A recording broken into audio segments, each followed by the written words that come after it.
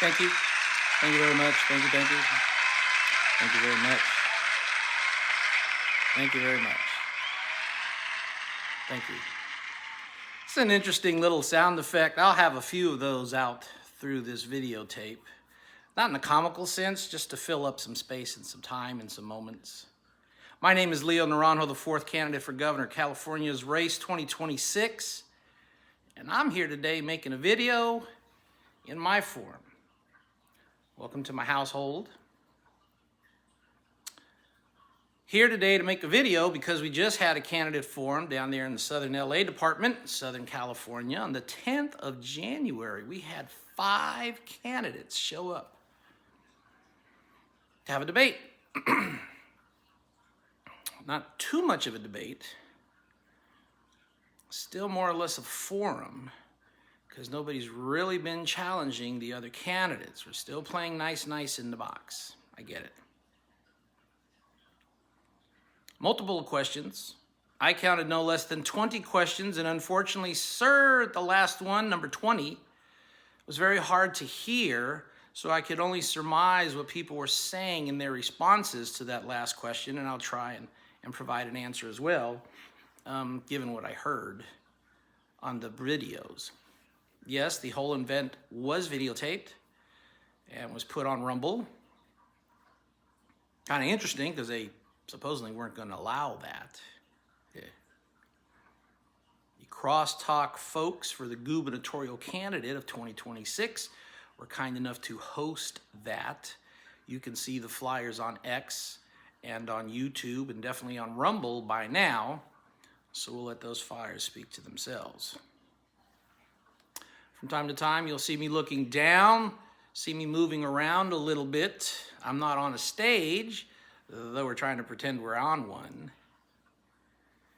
I'm not in a forum with a huge crowd. That's what the cheesy sound effects are for. Just to give you an idea of what it could have been. And of course, we took down the notes that we could hear as presented by the moderators of the gubernatorial debate/forum. This presentation tonight is out of Northern California. Straight Talk, gubernatorial candidate forum. I don't have a left and right to me, so I'll be answering these questions myself directly for you, the voters. 5 people were selected to be down on that forum on the 10th of January, and that was all they allowed. How they picked? That's for them to tell you. Who they picked was obvious by the flyers that they put out. Conversations varied, ranges from local, a little bit of federal involvement, a couple of points of contention, and one factual error, which I'm going to clear up right here, right now. Mr. Hilton made it. Your parents, sir, were Hungarian, or at least they came from Hungary. Didn't do much research on where they were born, but we'll presume, for the sake of this video and time, they came from Hungary, and they migrated to England. You are Hungarian by ethnicity. You are not Hungarian. You were born in London, England. You are British. Did you renounce your citizenship? Hard to say, but I thought it was kind of interesting that you tried to impress folks at this gubernatorial debate that you were not English. Kind of leads me to believe you're getting some heat about that dual citizenship thing that you have a problem with.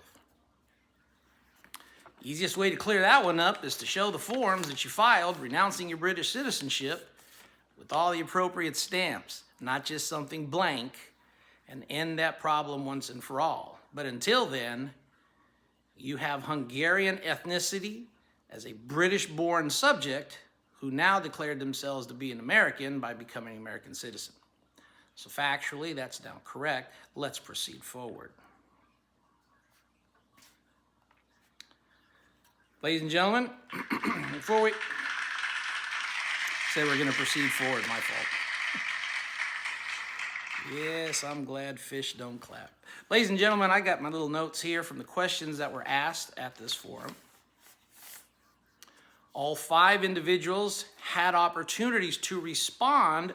Some of them did, but not all questions were for all candidates. So I just want to make that kind of clear as I'm responding to the questions that were asked. And as I said earlier, there were 20 questions. The last one I didn't quite get a good feel because I couldn't hear the gentleman ask the question clearly, and they did not repeat the question. All they had were the individual remarks from the question. Had I been there, I probably would not have gotten all of these questions. But this is a self video in home, in my auditorium, and I'm going to go ahead and take the time and field all of those questions. Some of them are answered directly by the individuals on the stage. Some of them were dodged by the individuals on the stage. And at least one person almost reminded me of Kamala Harris in the word salad that she produces on explaining anything. If you'd like to know what I was referring to, you can see the original video yourself, make your own determination. Some of these questions were posed by the moderators in their own way, and so I tried to clean up the questions for my purposes here tonight in order to give you a proper answer. So let me go ahead and start off. This is Straight Talk. Gubernatorial candidate Leo Naranjo is sitting here with you tonight. It is the 12th of January, 2026. We are 5 months away from the primaries. Yes, we are. Let's start to answer what you want to know from people you are not being allowed to see or speak to. Number 1, first question of the night is, will you find a way to challenge SB 54, and will you ignore it or comply with it as a governor candidate? Ladies and gentlemen, let me say first off, straight away, we're going to end sanctuary state status in the state of California once I'm elected. We're going to suspend SB 54 once I'm elected, remand that back to the legislature, and they can rework on it. And they're going to have some help doing that. Not just the legislatures are going to be working on this. We're going to ask law enforcement for their input. We're going to ask the stakeholders, i.e. the citizens, for their local representation to make input on what should be crimes for criminals and what should not be criminals and crimes in the same package. What I mean by that is rape is a crime. It should not be a misdemeanor. Hopefully it's not as the law is written. But that's how we're going to deal with SB 54 and sanctuary state status. We're going to ignore it. We're going to challenge it. We're going to defeat it. We're going to overturn it. We're going to write it out. We're going to do executive orders to crush it. There will no longer be a separate California from the United States of America. And that's that. Number 2, what is the number 1 problem in California, and how do you believe that you can fix it? We have a lot of things in California that take the place of number 1 problems, so let's just start with this one, costs. Costs in California are outrageous. Many years ago when I started with county employment, and this was back in 2008, could buy a 1-bedroom apartment, rent a 1-bedroom apartment. Me, myself, and I with my little county job. 700, 800 square foot apartment. 1 bed, 1 bath. Little kitchen. Wasn't that big of a place. The special? A little less than $700 a month. Some of you have probably raised your eyebrows just like I did, and you're shocked at that answer. Yes, $700 a month. What does that mean in today's world? Those same apartments are nearly $1,400, if not more. If you're in a nice area, they're probably more. 2-bedroom apartments way back when, under $900 a month, probably about 1,000 feet. Where are they at today? Almost $2,000 a month. Got some brand new housing units for rent. I think they're over-glorified apartments. They call them something else, matter of opinion. They're going for almost $3,000 a month in value for rent.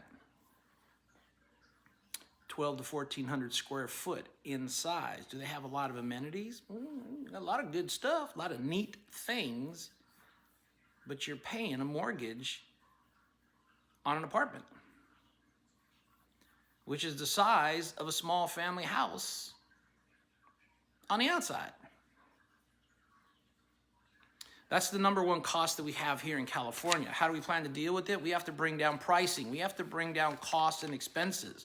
My goal is to reduce expenditures in this state, at least on taxation and what we face, fees, taxes, the whole 9 yards. My goal is to reduce that by 50%. But unlike my counterparts who were on the stage, and I wasn't, I'm going to reduce spending by 50% as well. So whatever I reduce in taxation, which is the money that comes in, we're going to reduce the spending by an equal amount. That's how we're going to start to tackle the number one problem in California, which is the price of everything in our state. We have to start driving that down. Number 3, what will you do for those that are injured by the COVID vaccine? Most interesting. What can you do with people that are now injured by COVID? What can you do to reverse their injuries that have already been inflicted on them medically? Oh, you can sue. You can bring people to task. But when you start to push the COVID envelope, you have to also realize the federal programs, the federal authorities are shielding a lot of that. Can you write a law in the state to overcome the federal laws? I don't think so. What we are going to do is we're going to ensure we don't have any more injuries from COVID vaccinations. The follow-on question was what are your plans for the Department of Health in California? So first, what are we going to do with those that were injured by COVID? We're not going to have any more mandates, first and foremost. That's the end of that mess. We're going to see where we are with those people that are injured, bring them up to the federal authorities, let them make the determinations medically if there needs to be responsible people held responsible. I'd like to see Fauci brought to the carpet, but that's just me. For those in California, especially for the Department of Health, those individuals that were stocked up and put in there by Mr. Newsom, you will be gone, because we're going to clean the taint of Mr. Gino Gavin out of California commissions, off of boards, off of utility companies, off of the regulatory folks where he's in place these people in. We're going to revamp that entire process to ensure this does not happen again. We're going to look at the medical health department in California and realign it to the realities of medicine, not political correctness or expediency. We're not going to pump kids full of medicines that more than likely will not need them, and the parents are going to have the say, not the legislatures. They don't own these children. They belong to the parents, and they're going to be party to the conversation. We have some new commissions that have been created since Mr. Trump and the federal authorities have changed a few rules and legislation on shots, inoculations, and everything else. California has decided to take an opposite stance and created their own medical review board. That was created under Gino Gavin. We're going to de-create it and disband it right away. So that's how we're going to start to clean up the medical health here. For those individuals that pushed a lot of this mandate, were gung-ho and fining people and everything else, what we're also going to do during this time frame is we're going to find out who was fined, how much they were fined, how many of them they were fined, and then my orders are going to go out to the state agencies that deal with this, franchise tax board, excise tax board, and any other capacity that collected money from citizens, to locate those individuals and return those funds. Should have never happened. Should have never been fined, should have never been punished for them trying to operate in the conditions that we did. Not about playing games or platitudes. Because when you shut something down, it shouldn't be half-baked. It should be all the way if it was that serious. And so that's my answer to that problem.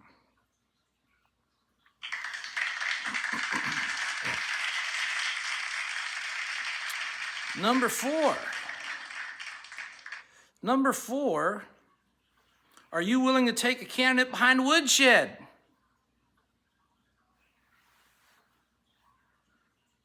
We're not the government of Taiwan.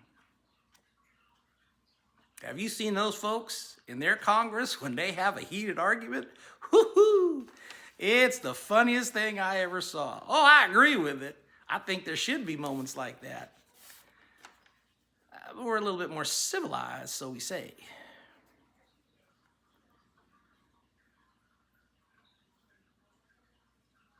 That's old school. That's old army.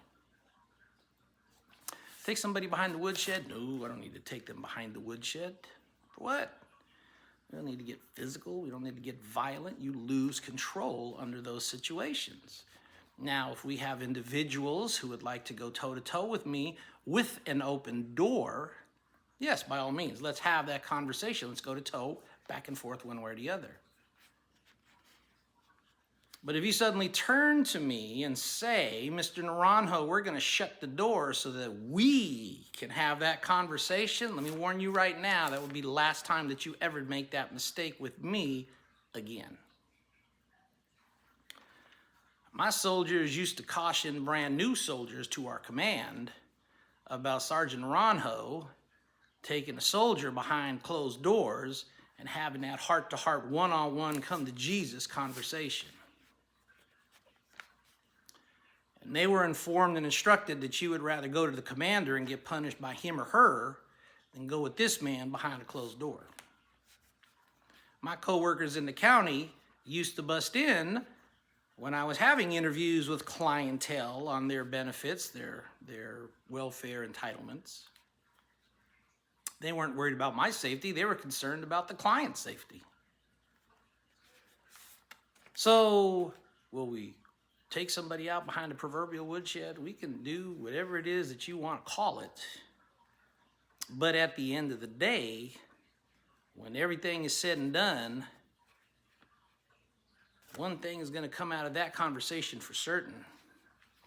I have other things to do, and I will be doing them while you're still reeling from having that one-on-one, behind closed door, woodshed, back of the shed, whatever you want to call a conversation with me, because I'm here to get things fixed. If you're determined to be my impediment and my roadblock, change your mind really quickly, find a new vocation very fast, but we'll take you to task. I have no gumptions about not doing that. Matter of fact, bring it. So that is that question.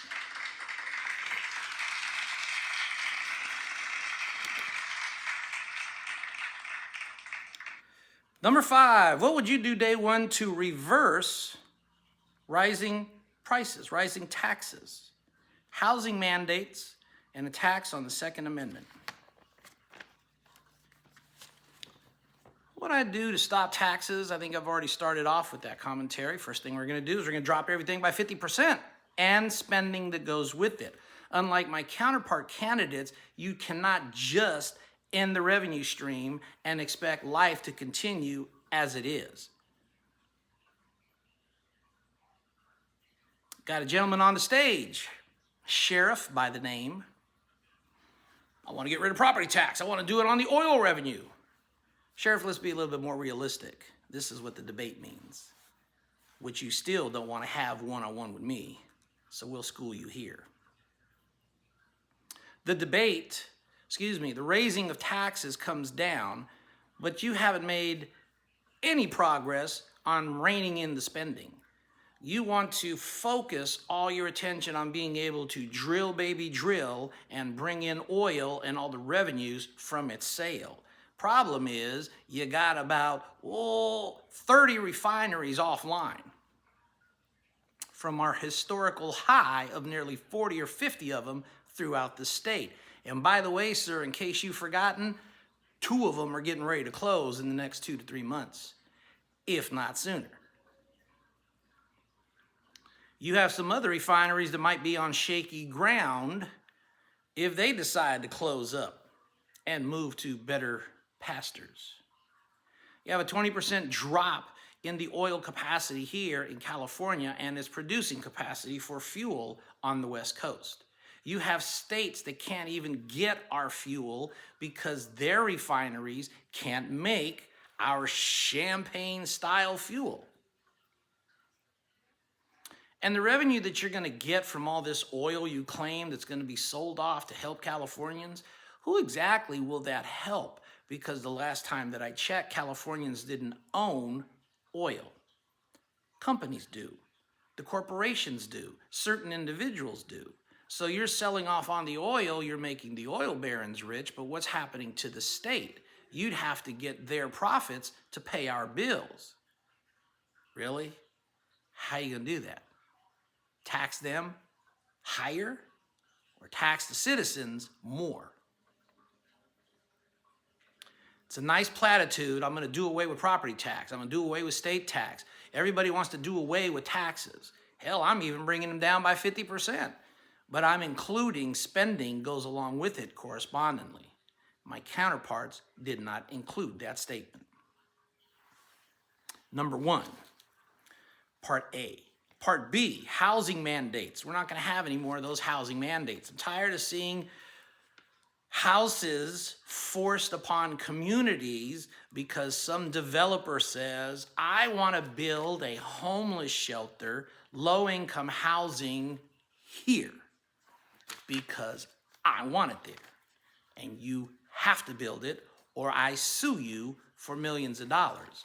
And if you yield before I sue you, you'll be paying fines because you fought and balked and prevented me from building on my schedule, not yours. That nonsense needs to stop. Communities need to determine who, what, where, when, and why when it comes to building up their infrastructure in their cities.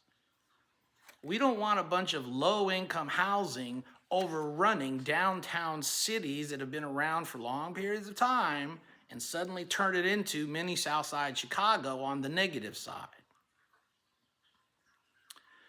Because what is mandatory low-income housing? What does that mean for you, the individual who's going to reside in this low-income housing? I know what it means for me. The person with the least amount of money should be able to afford it without subsidy. You got $900 a month. I could see $200 of that going towards rent, gives you some ownership, puts some skin in the game.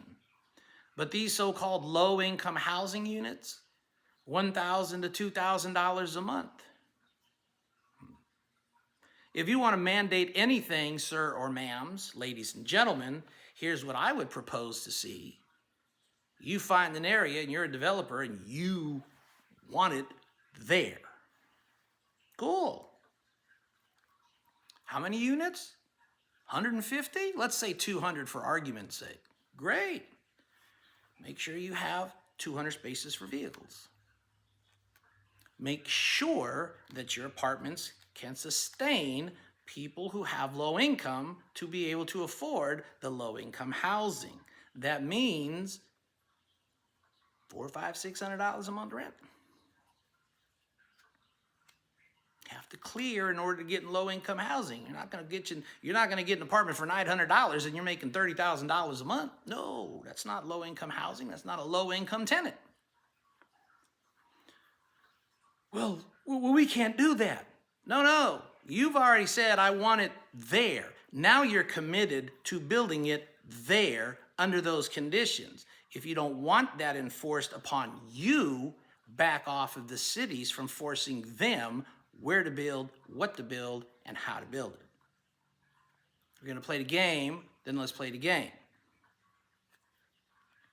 You want to start mandating that you build low-income housing. Here's my expectations of what I feel low-income housing should be, what it should be able to accommodate, and how the city can adjust itself for that influx. And as soon as you say no, that's a breach of contract as far as I'm concerned, and now you owe the city money back for a failed project to repair the infrastructure that you've damaged on building your facilities. You have rights, so do the citizens of the cities that you've been imposing yours upon. That's how we take care of that. And hopefully, the bottom line is, mandates is removed from the conversation and the equation. Part C, attacks on the Second Amendment. How do we deal with that? Thank God the Supreme Court stepped in on declaring certain constitutional or certain elements of California law to be unconstitutional when it comes to weapons. Have a wonderful poster, hadn't shot for 30 years, put a 9mm with 50 rounds on target and almost gutted the target.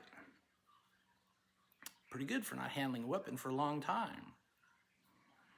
We're going to be very strong on Second Amendment. We're going to push for open and carry. One of the big things I want to do is to push for citizens to be able to defend themselves without harassment. What does that mean? Property, self, business, items, I don't care what it is, it's yours and therefore yours to defend. If Johnny breaks in your house and you plug 3 into his chest and Mr. Johnny passes away, the family does not get to come out of the woodwork and sue the homeowner. Justifiable shoot? There is no lawsuit from the family. Johnny made a poor decision and he paid for his error of judgment. You want to press your rights to sue, we need to press the homeowner's right to countersue you for aiding and abetting and all the other things that people who are aware of their criminal family members' actions. Should Johnny get plugged 3 times and survive, Johnny does not get to sue the homeowner in the same scenario. You got hit 3 legitimately and you survived, that was by the grace of God. Maybe the poor aim of the homeowner. But you're not going to get to sue for taking part in your criminal actions that resulted in your injury, regardless of what level those are. Better choices, different outcomes. And should you wish to impress upon your rights to do that, the homeowner is going to have the right to impress their rights to sue you right back for what you did. If you're a homeowner, however, that put 3 in the back of Johnny's head while he was on his knees, by the grace of God, that will be the only thing that saves you from the ramifications of those actions, because that would be an unjustifiable shoot, and the full weight of the law will come down on you. It's a lot of responsibility fielding a weapon, a lot of responsibility pointing the weapon, and the decision to pull the trigger is the ultimate determining factor of what happens next for the courts and the law to figure out the difference between justified and unjustified. But I stand with the homeowners to protect what is theirs against intrusion, regardless of what it is they're defending. 5C is answered. Number 6, how do you propose to deal with the homelessness before and after the Olympics? And what are the long-term plans after the Olympics? Okay, hold on. Let me just say this. We're going to have the Olympics in LA. Yes, we are. Karen Bass and Company, excuse me. Karen Bass and Company are not going to screw up the Olympics. Okay?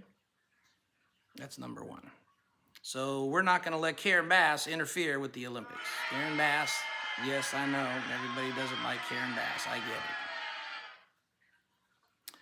We're going to have the Olympics there. We're going to have the police force necessary to ensure everybody coming to our city is safe and doesn't have fear of being robbed, held up at gunpoint, pistol whipped, struck because they were Asian, struck because they were a woman, struck because they were black, struck because they were white, struck just because somebody felt like lashing out at a human being standing 3 feet within their reach. If local law enforcement can't handle that, they don't have enough capacity to fill the ranks, then we will initiate extra CHP officers to be down there in that environment. I will, as governor, should I be elected, instill the National Guard into the same adventure. Now, they're not going to necessarily be policing, but they're going to be a presence ensuring stuff doesn't happen. How are you going to deal with the homelessness during all this? This is not going to be the Gino Gavin Newsom San Francisco routine of we have the Chinese premier showing up, and next thing you know, you can eat off the streets till the Chinese premier is gone, and you can't walk on the streets unless you have MOP gear on, which is the military equivalent of hazardous footwear, gear, tape, breathing apparatus, and everything else. We are not going to continue to allow 1% to 2% of a city to destroy that city from within using the get out of jail free card called homelessness. Your options have already been laid out. $35 billion has been spent on that problem, and nothing has changed. 180,000 homeless people when we started, 180,000 homeless people still in California. We give help when those people ask for help. Funny thing is, many of them don't want it. They won't ask. They're incapable of asking. And basically, they want to do what they want to do as they want to do it. And those days will be over should I be elected as governor. Compassion, been there, done that. Worked in the welfare system for over 11 years. But compassion has limits. If you think it's compassionate to watch somebody OD in the streets, give them a Narcan, whatever you want to call it, the anti-drug, let me save your life from your stupid decision, injection, to see them do the same thing over and over and over again, what compassion is that? Because that's a new definition for me that I've never heard of. Most people will call that torture. Most people will call you sick because you engaged in that melodrama, in that let's torture somebody to see how they react. Maybe they'll work, maybe it won't. Put it on video. Homeless folks, those that are mentally able to understand the concept, here it is for you. If you have narcotics that are other than marijuana that you are using, selling, manufacturing, find a new place to go to, because California is not going to be it. It's jail time or rehab, but we're not going to ask you if you want help. It's jail or rehab.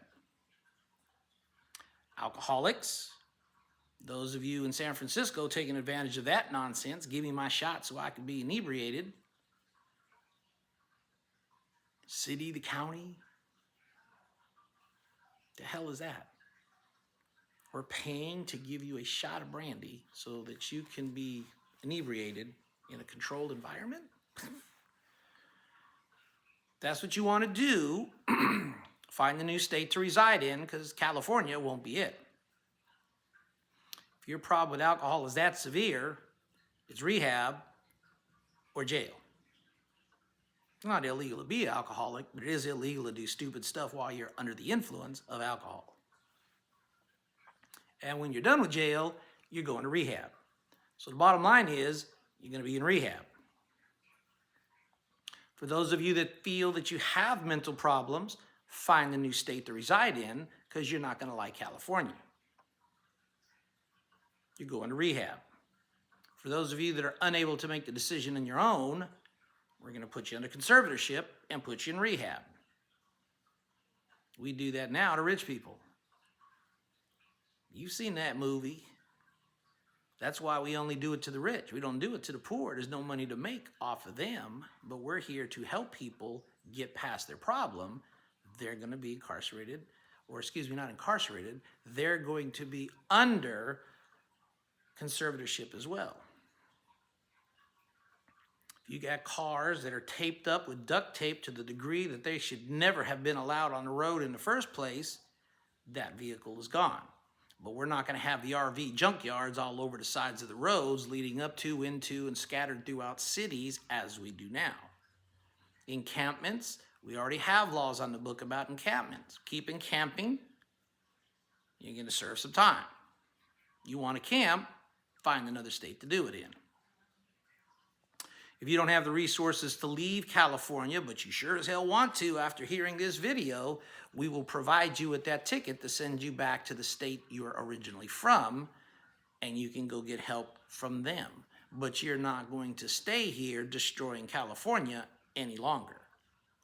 The long term of this, we have all kinds of prisons Mr. Newsom has graciously emptied. Some of those facilities are going to be revamped, turned out, and that's where we're going to put some of our homeless population. And as far as those people whining and pining about they're not going to be able to receive services, we're going to ensure those people that provide services for assistance are on site. Work that out with the unions on how we can safely put them in there to do their jobs, unless they don't want to do their jobs, and then they can find a new vocation too. One last thing about that, and it's gotten a lot of play, but it didn't get much mention here on the crosstalk gubernatorial candidate, but I'll bring it up here on the straight talk gubernatorial candidate. If you're a woman and you're sentenced to time and you're sentenced to behind the scenes, you're going to women's jail. If you are a man, you're going to go to male jail. If you think, believe, want to be perpetrating, acting, trying, whatever the case might be, and the word that you use, to be transgender, to get into a female prison,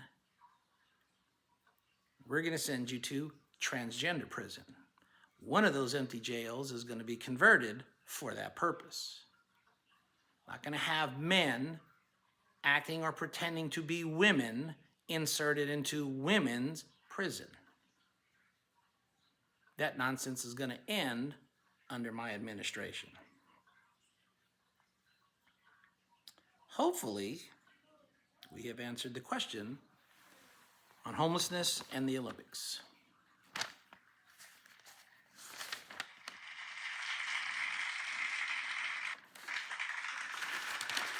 So here we go, number 7. Thank you. Number 7.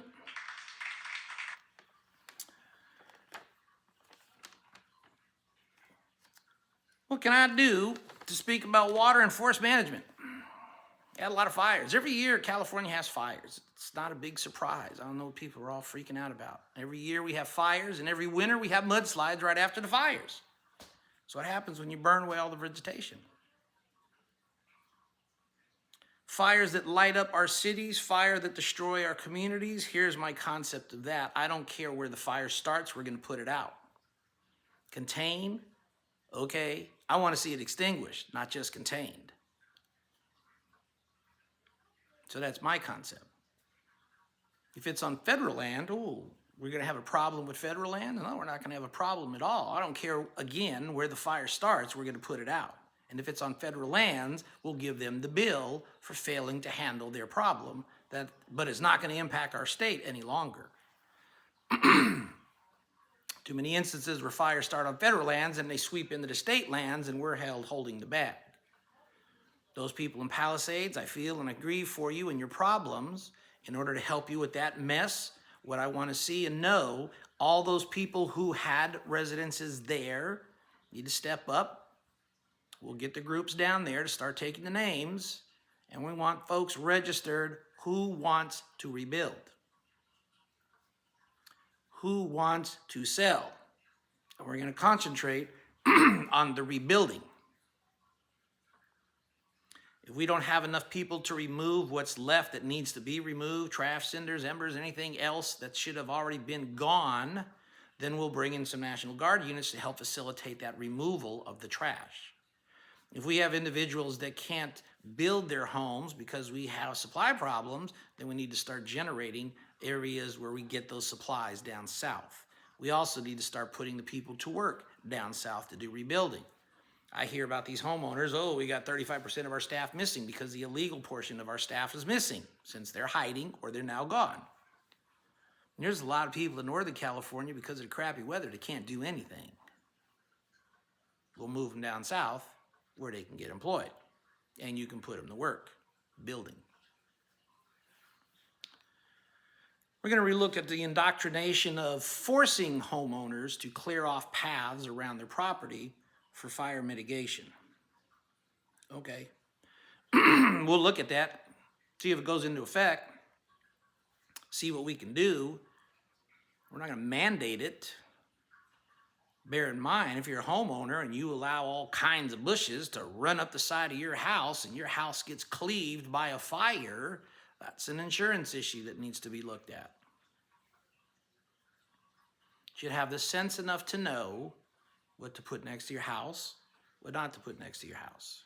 If you want to enshroud it in shrubbery and your house goes up in flames on an errant fire, I don't know what to tell you.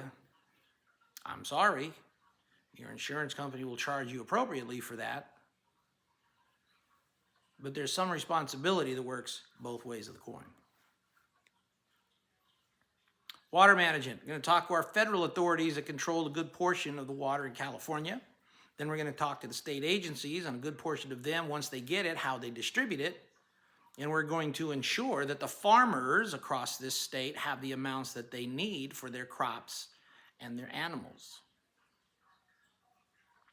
We're no longer going to starve farmers and break them to their knees to sell off land or to reduce what it is that they grow. We had a $1 billion bond passed many years ago, almost 12 years ago now. I think it was SB1, one of the many named SB1s. Start putting that money to use or start paying that money back. It's that simple. And if it's not that simple, it will be. And if it's not that simple, we'll have the fight with the legislature to make it happen. You've collected all that money, it still better be there. I don't want to hear about it getting reshuffled. I don't want to hear about it getting retooled. I don't want to hear about it going into a new accounting classification. That money was for the dam and water storage, and that's what we're going to start using it for. Shasta Dam wants to be raised. Relook at that again. Make sure we have assurances, and that needs to start happening right away. All this rain hitting Los Angeles, and we're watching it run down those big open water spillways that they have.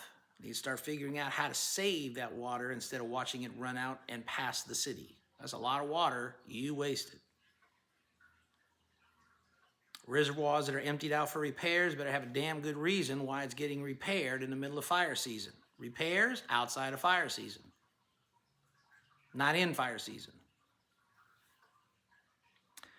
That's how we're going to handle that problem.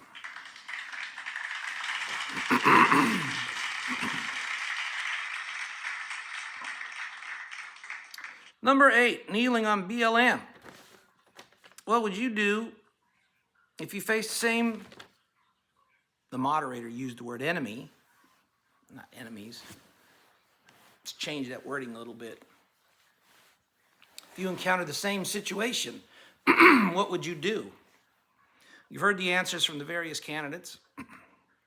Heard the answer from the sheriff himself, the man that knelt in front of that mob. Heard one of the candidates expressly say how proud they were that nobody was injured, everybody was safe, nobody died, nothing was destroyed. Funny, there were a few reports of looting, a few reports of destruction of property, personal property, business. It wasn't no damage whatsoever. Did anybody get injured, killed, or hurt? Didn't see those reports. Did anybody get arrested? Didn't see those reports either. None of the deputies got hurt. Somebody made a mention on that forum about the job being dangerous, and they didn't want to put their deputies in a dangerous situation. Excuse me. Don't have a cup of water with me, I'm sorry. And what I wanted to remind folks are, being a deputy is a dangerous situation. Every day you put on your uniform, you go out on patrol, you're in a dangerous situation. You just don't know it yet, or it hasn't happened. If that is a concern, I would highly advise you to find a new vocation. Law enforcement is inherently dangerous. The military is inherently dangerous. The difference is, at least in the military, you know who's shooting at you and why. When you're an officer of the law, you have no clue where it's coming from, only that it happened and everybody hates you.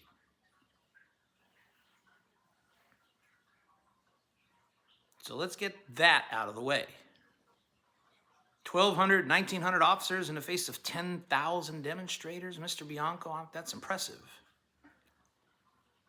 So you took it upon yourself to stand against that crowd solo, or you knew about those numbers and you didn't call for additional support from other communities, from the state?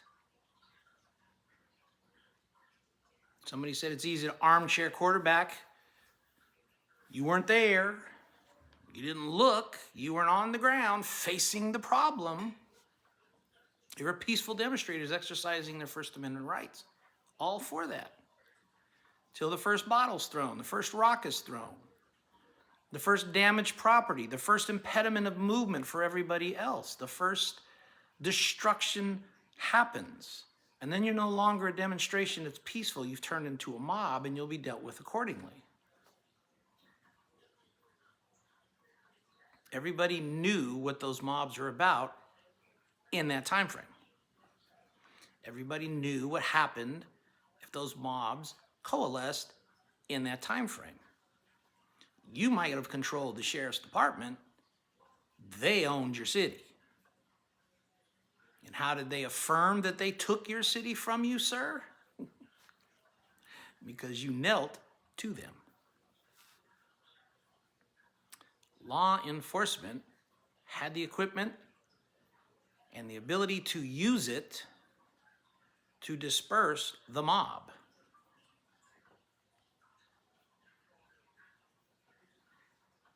First Amendment rights, I get.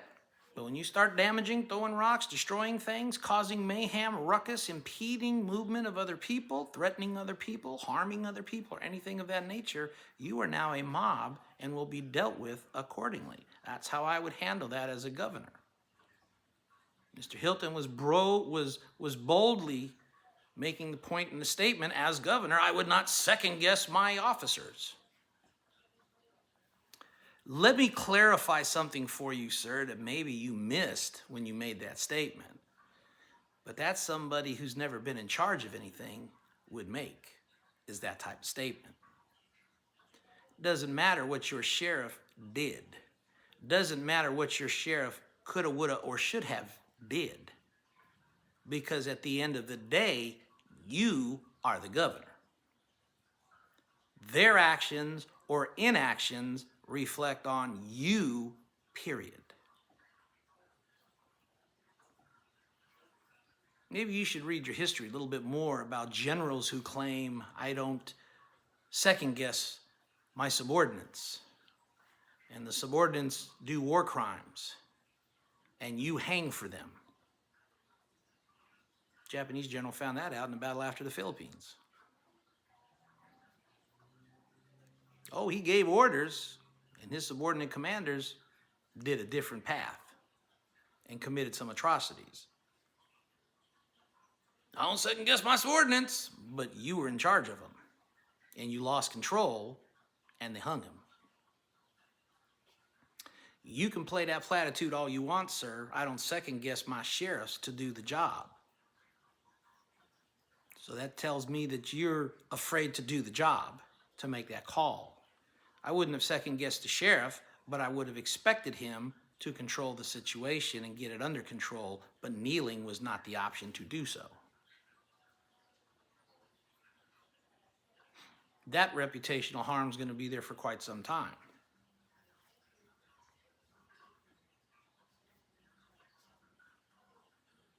So that's the answer to that question. Let's move on to the next question. Number 9. If your polling shows that you're trailing by up to 5% or more, would you be willing to bow out of the race and prevent splitting the vote? Very short answer. Very short answer to a very short question. Mr. Mercury is very quick. No. The other ones gave some platitudes. Well, I'll quit if somebody may win. Well, I'll quit if somebody looks like they're going to win. Well, I'll quit if somebody tells me they might be able to win. On any given day, anybody can be beaten. You're focused on Swalwell and Porter as the only candidates? There's like about 30 Democrats running, people. And they're not the only ones. There's a bunch of other big-name candidates running too. We're still way early from March 6th, way early. And then we still got another 2 or 3 months before that for the primary election itself.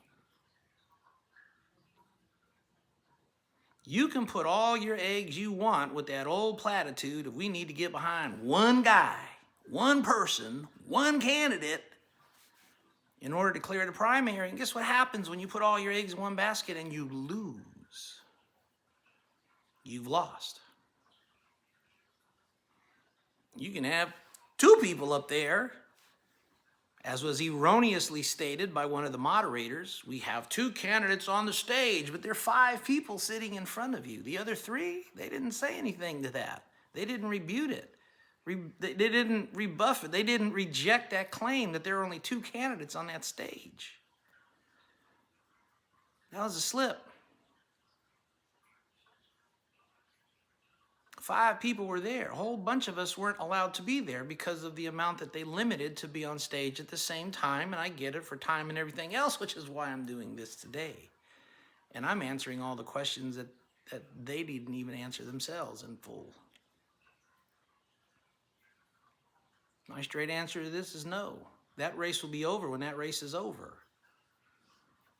And if you feel whatever percentage I have, and let's just use the numbers you have, I'm split apart from you by 5%. If my 5% is enough to make or break you, maybe instead of trying to court me to quit, buffalo me to quit, or, as I've heard, tried to intimidate a few people to quit, or bribe them to quit, maybe you should be trying a different tack. You need that 5%. Maybe you need to start negotiating to get it on your team. But this is politics. And this is California politics. And it's not unusual for the other side to pump up your numbers so that they can take on a weaker opponent to win the primary. And if we're pushing the poll argument again, it's all about the polls. Ladies and gentlemen, it's all about the polls. If that's what we're pushing.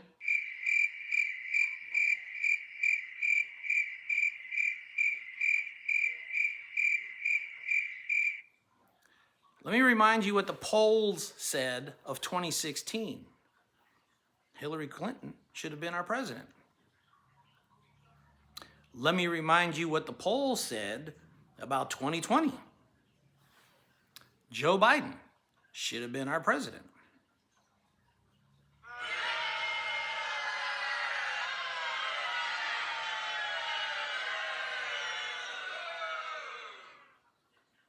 That's what the polls said. Let me also point out another thing about polls and polling in the state of California. Because remember, the pundits will tell you that we're a red state and more Republicans than there are Democrats. What happened to Prop 50? Looks like more Democrats came out than Republicans. Mr. Serpa was bold enough to say how many races are devoid of Republican challengers. So what does that mean? Up to 20 assembly seats are going to go to Democrats unchallenged. Probably one of the most truthful things he said in his campaigning in the recent months. Will he drop out in the next week or 2? Well, I don't know. For a man who says he doesn't care about winning, why is he even running? That's taking somebody behind the woodshed. Why are you running? 20 races in the assembly are going unchallenged. Put that on the party. Where are your grassroots candidates? Where are the support for those grassroots candidates? Hell, where are the candidates? I don't care if they are heavily Democrat areas. You didn't even try to win. You didn't even try to fight back. You didn't even try. Bottom line, ladies and gentlemen,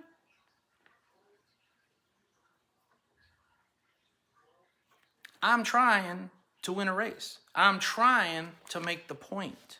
Many other candidates who are excluded from this event are doing the same thing that these 5 who are present are trying to do. Do we need to bow out? No. I'd say, hell, the more the merrier. There's nobody splitting the vote. What are you worried about? You know what splitting the vote means? That's a pundit commentary. That's a consultant BS line.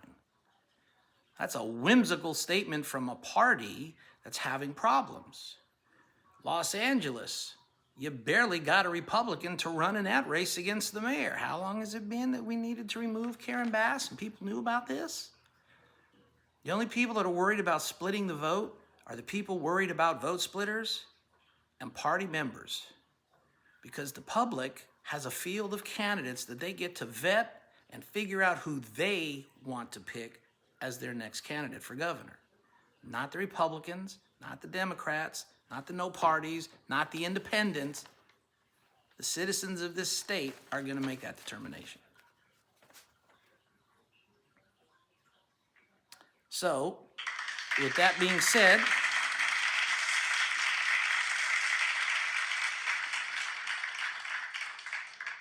and we had a little extra time that was given by Mr. Hilton because he was putting in there about all his expertise, all his previous expertise, all his governmental expertise. Let me remind people there that are matching us up as candidates, Mr. Hilton has as much experience as I do in government, probably even less, because he was with the British government, not the American government.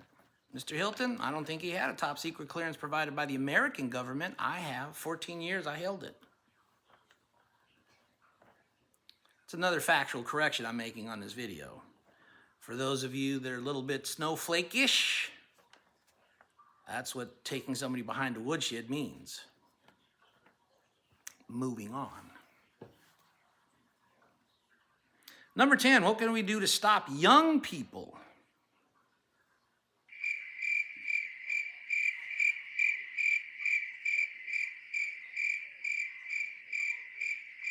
What can we do to stop young people from leaving California and, more importantly, the businesses from leaving California? And what policies would I put in place to enable affordable housing for first-time buyers? That was a good one. That was a good one, because that's a little bit of a tricky question. Young people fleeing the state. Okay, and a lot of elderly people have fled the state too. There's a lot of people who left California that would love to come back. However, include that little codicil, they want certain conditions. Let me make it clear. Ladies and gentlemen, I'm here and running for the citizens of this state, not the ones who fled. I'm not trying to bring them back. When the opportunity came for them to stand up, be counted, and fight back, they chose a different path. They left California. Now, whatever their reasoning is, that's between them and their Lord. But the bottom line is, for those of us that were here, you fled the battlefield. You ran away. Did you help with this problem? Hard to say. Did you help combat this problem? Hard to say. If you did, you probably got disillusioned because nothing ever changed. And if you're a Republican, wonder why that is. So now you're wanting to worry about young people because they're leaving. Well, if young people want to leave, God bless them, safe journeys. But you leaving does what? I do everything I can to keep you here at the sacrifice of those that are stuck here or that are unwilling to leave or they don't want to leave. They're trying to find that candidate to fight back. No.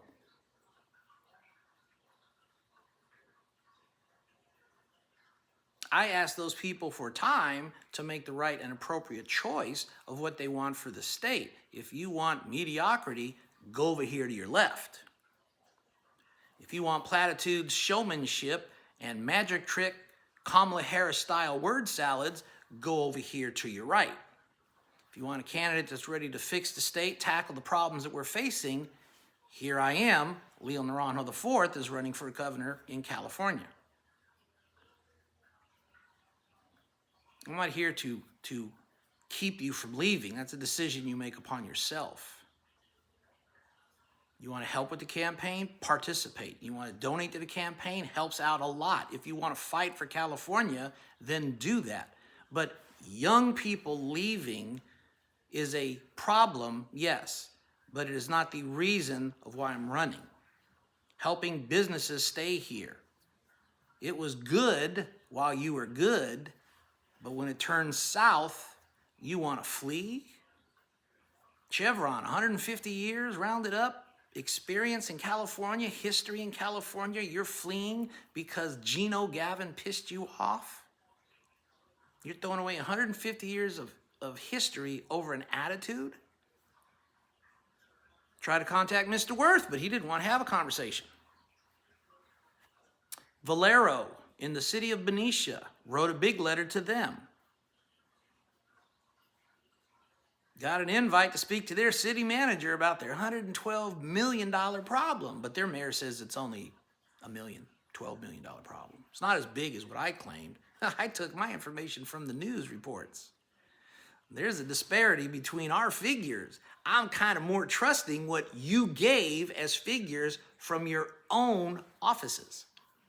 $112 million problem you have in Benicia over that refinery leaving. I've contacted to talk with you guys. And guess what, ladies and gentlemen? You probably are not aware of this. That city manager told me 2 months in advance of public announcement they were trying to sell that refinery. That conversation, May 2025. That's what I was doing. Writing to those people impacted by those political decisions. Reaching out to that union to find out how they're going to cope. Reaching out to those union members to find out what are they going to do and how we can go about fixing it. And that's before they announced the Mare Island debacle that now Benicia just took another shot of lost revenue and income when they can no longer service the Coast Guard vessels they were so used to servicing on Mare Island. More layoffs, more headaches, more loss of revenue, more loss of business. Now what? The city of Benicia is only about 4,500, 5,000 people with over $100 million debt. Do the math. It's ugly. Has there been a candidate talking about this? Not until now. Has there been a candidate who has proof that they have gone out to these cities to talk about these things with the city councils, county councils? Not until now. I have been doing it for the last year and a half.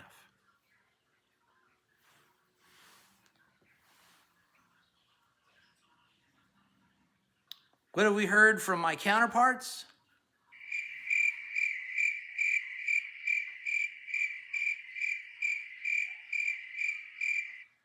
Crickets on this topic. So what am I going to do to help these people not leave the state? We're trying to change it. Number one is a good start. Maybe they shouldn't leave. Maybe they should help change the state. Their vote is important. Their donations can be important and put to good use. But if they want to leave because it's getting hard or too hot in the kitchen, or adversity is standing in the way and facing them, staring them across the void, Godspeed, good luck, God bless you. But that lets us know how vested you are to the state to make the changes required. Lastly, on that question, what are you going to do to enable affordable housing for first-time buyers? What I want to see is a program in California where we can actually aid first-time buyers for homes. Have to work with some of the banks on this one and the federal requirement, federal agencies, to see if we can lower the threshold for getting home loans for first-time buyers. But that means the first-time buyer has to be a little bit more financially solid. Military people, you have a great thing for first-time home buyers called the VA loan. If you need help getting that, by all means, reach out to your local Veterans Administration office. Seek some of the military offices here. Veterans of Foreign Wars is a good one to start with. We need to start getting those people plugged in that are coming out of the military and qualify for VA home loans. For everyone else, we need to start working on how we can lower those requirements in order to get a home loan for them.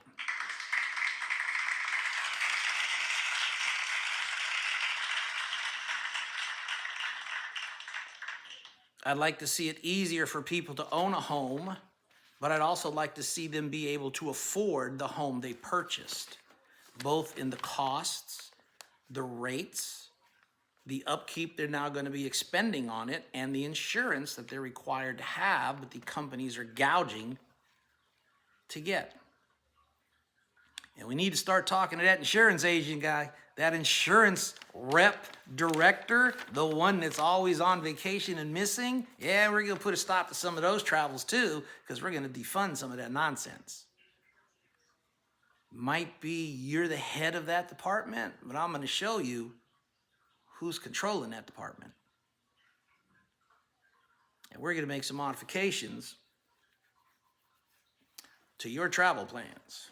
Because if they don't include you coming back with information for the people of this state, we got an issue. And we're going to have a closed door meeting to resolve it. And what's going to happen is going to get resolved. Number 11, what are you going to do about election integrity? Ooh, election integrity. That's a good one. Yes, election integrity. That is a good one. What are we going to do about that? What we're going to do about that, we're going to take a population census in California. We're going to start looking at numbers. We're going to start looking at roles. We're going to start looking at who's who on these election integrity issues. We're going to clean off the voter rolls. Make it a little bit more difficult to cheat the system. We're going to work with the people who are trying to get voter ID. Shore that up a little bit. We're going to move towards, how come we can't do this in a day or two? Shore that up a little bit. Are you going to eliminate mail ballots? Only somebody who does not understand will make those comments. We'll let the people on the stage answer that question, which they already have. But if you think you're going to 100% get rid of mail ballots, that's a candidate you do not need to vote for. Because you've just disparaged every Californian serving in the military outside of this state. Oh, no, Leo, that's not what I mean. They're the exception. No. Don't give me exceptions. When your statement is we're going to 100% remove mail-in ballots, that's what you said. And I'll take you on the woodshed to call you out on it. Will there be mail-in voter ballots? Yes. We need to figure out a better way to control their exit from the state and their return to the state before Election Day. Voter ID, we're going to push for that too. We're going to check the rolls. Who's on them? Clean them off. Don't make it easy to take 500 names out of a voter roll and then put it back in there for political expediency. Some of you folks in the Secretary of State office are going to find that out as well. That might be your boss running the department, but your personnel issues are going to have some impacts from the governor's input. We're going to bring legitimacy back to voting and confidence in our system. That's one of the things we are going to do. Number 12, family court. What are we going to do with family courts? Oh my, that was a good one. That was one of those ones that looked ugly. First thing we're going to do in family courts, Mr. Bianco, is remove relations that you could have interactions with dealing family courts. Your brother's on a bench in a family court, and you happen to be the sheriff that deals with CPS and family issues through those courts. It's conflict of interest.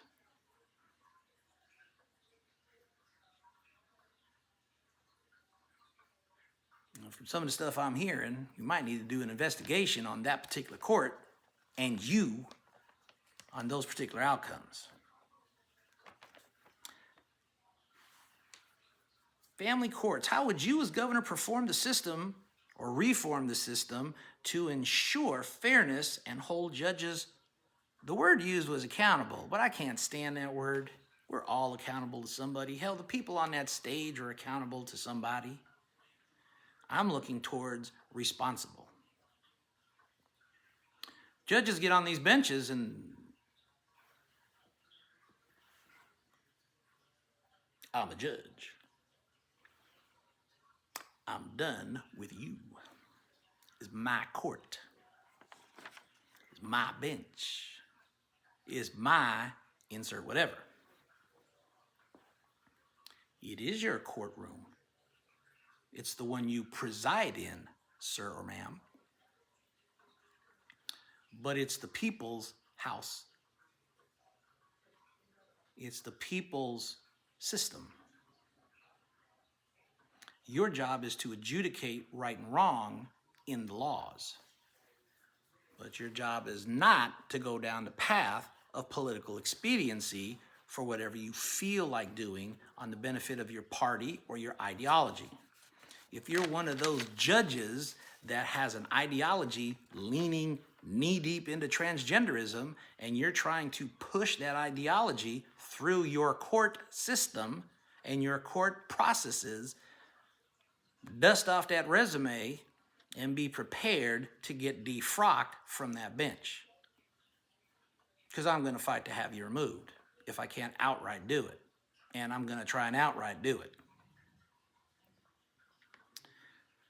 California Commission on Judicial Performance, any of those individuals that are assigned by Mr. Newsom. Any of those officials assigned by Mr. Newsom. Gone. We're going to put people in there that understand the concept of judicial jurisprudence, hold those folks responsible for bad decisions and obviously wrong decisions. We should have put the murderer in jail for life and you gave them parole after 2 years because it was their first offense. We'll look at the court system, we'll look at the laws, but if you had any leeway to serve a sentence to keep the public safe, it should have been served.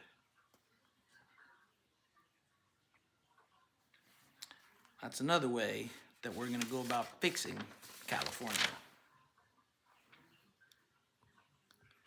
So,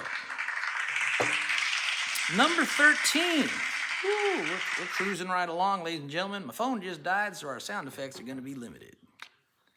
Number 13, the real cause, and this is what was asked of the candidates on the stage, the real cause in your opinion. Your opinion. I love opinionated questions.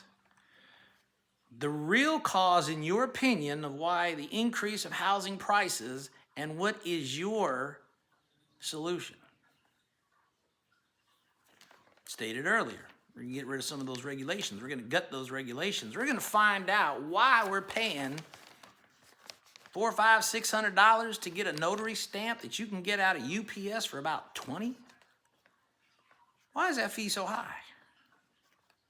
Who made that fee? We're going to go in there, we're going to start knocking some of that down. We're going to look at the housing situation of what we have, and we're going to stop playing the game of market, who's got the market that we all know is played. We don't have housing on the market because we're controlling pricing.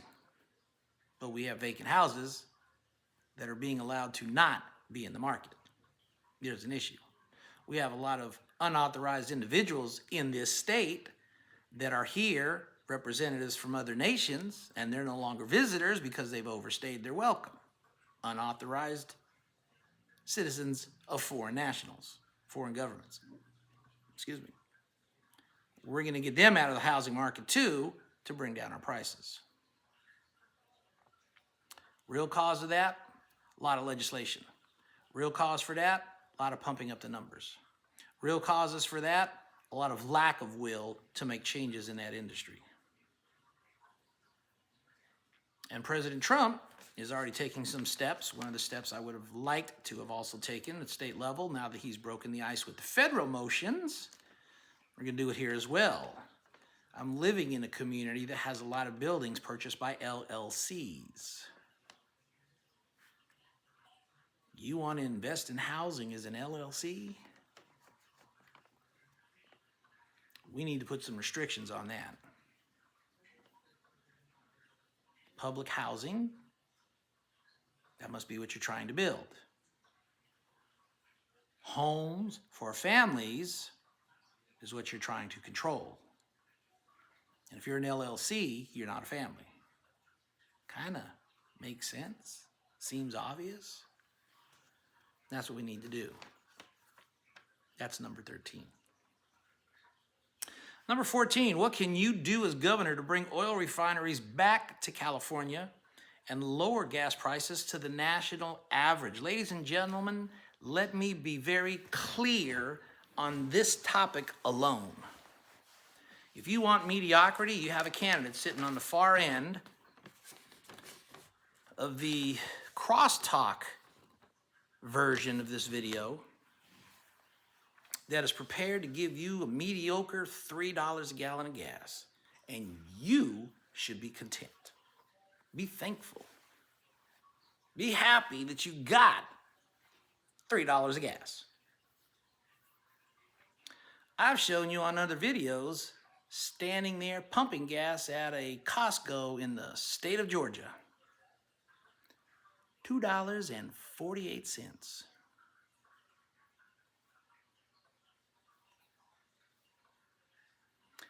I've shown you other videos and photographs of people on X platform.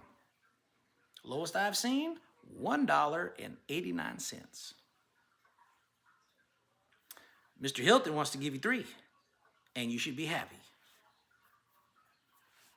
I'm looking to get you $1.89, and anything else I see that's super low, we're going to try and figure out how to get to that super low number. But it ain't going to be $3 a gallon, and you should be happy. That's mediocrity. That's a loser mentality. That's a loser status. Knowing that gas can go down to nearly $2 a gallon and you expect Californians to be content and happy that you got it to $3? Settling is what that's called. I've already been writing to the oil refineries and the oil people about trying to reverse their mentality to come back to California. Don't know what Mr. Hilton or anybody else on that stage has been doing, but I've got the letters that I've written out to them. Benicia made a contact. Mr. Worth from Chevron either didn't get it, that's the polite way of saying I don't care about you, or ignored it, which would be the impolite way of saying I don't care about you. Bring those people back. I'd love to see them come back. Love to work with them. Matter of fact, reaching out to them for some support and endorsements from them. Being owned by big oil? No. Said it in my contacts with all these folks. I'm here to work with you for the benefit mutually of the citizens of this state and your business. I want you to be able to conduct business in California, to produce the fuel for the energy that we require to have this state up and running, to have our citizens moving around, to be able to travel, to be able to transport goods and services. That's what I would like to see. Will you make a profit? Of course you will. You're a business. I get that. Do I need you to make a profit while you're destroying the economy? No. Those are what the penalties for. Those are what the rules and the regulations and the guidelines are for. If you can operate safely, I'm all for it. But if you want to just be a nilly-willy, trash-up, environmental destruction type business, get the hell out of California. Goodbye. That's what I'm for. I'm not here to play games about going 1,000% green, go green. We're going to turn off the oil, but in reality, we got 4 or 5 pumps running just in case it didn't work right. End it all or stop playing the game. But the mandate of go green will end. Carbon taxes will end. Swapping out of carbon debts will end. Carbon taxes, swapping will end. All the gold green mandate is going to end, and we're going to find it wherever it is in this state and stomp on it to get rid of that mentality. Starting with Public Employee Retirement Fund and those hedge managers that went go green and has now cost the state $1.2 trillion in debt. That's how I'm going to tackle the oil problem here in the state of California to try and bring them back. We're going to get rid of that champagne cocktail we call the specialized blend of summer and winter, figure out what everybody else has, figure out what we need for California to keep the clean air that we have, find that happy medium that in and out of the state can produce, and we're going to go with the one blend that we can sell off to the rest of the nation to make profits for our state and our people, to lower those gas prices. That's what I'm trying to do. Work towards a national average, trying to get the lowest number that I've seen, 189 for the state of California. Mediocre and mediocrity, that's Mr. Hilton, and the $3 a gallon of gas he's going to get you that you should be content with. Not for me.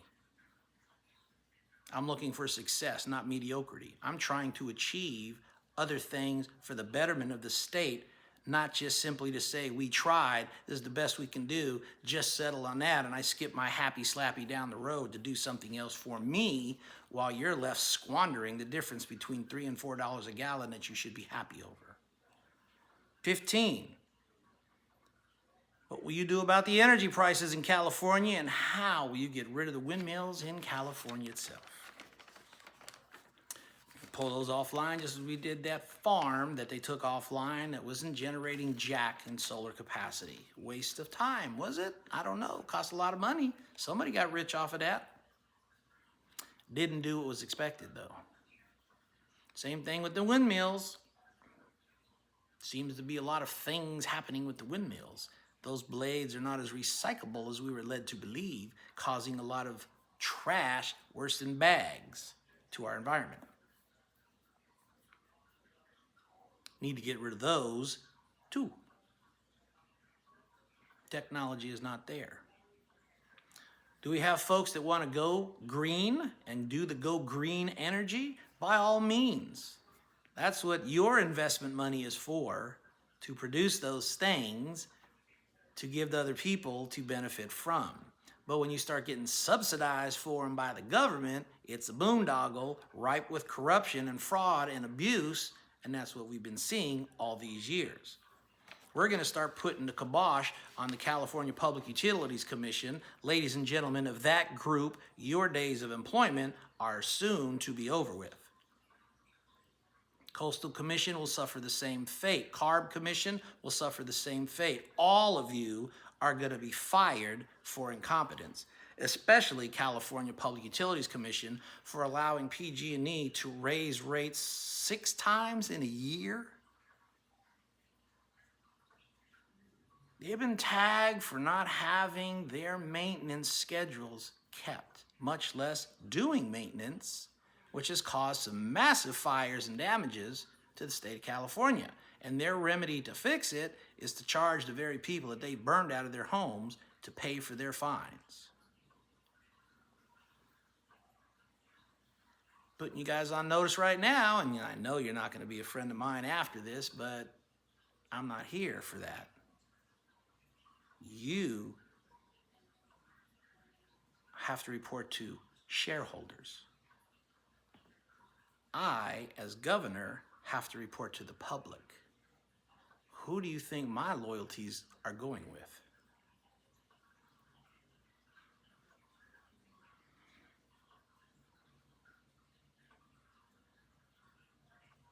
Figure it out, utility companies in this state, how you're going to start to bring these prices down. how you're going to bring that threshold up of the baseline usage for the average Californian in this state. We're not going to squeeze it down to zero so that as soon as somebody turns on their stove, they're getting popped with the double rate, and then 30 minutes later when they're done cooking, they're getting popped with the triple rate of overusage of supplies. We're going to bring that mark up. Solar power, solar generators, and all these solar panels that people have on their homes, we're going to start paying them market rates, less 10 cents. So if you're selling electricity at $2 and you're buying it at $2, you get it from a homeowner and you're only giving them 50 cents, we're getting ready to make a mathematical correction. You owe that homeowner $1.75. I said a dime off. Let me take it a little bit farther. 25 cents off. So if your on-market purchase price for electricity is $2 and that homeowner is where you're getting electricity from, you're going to owe that person $1.75. $2 what the standard price is, but we'll knock off 25 cents because of all the nuances of getting it from them, running it to your lines, and so on and so forth, down the line, profit margins, insurance, whatever excuses you want to run with. Market rate less 25 cents. You want to go green, you want people to invest in these type of things for their homes, then this is what you're going to start doing to bring these prices down.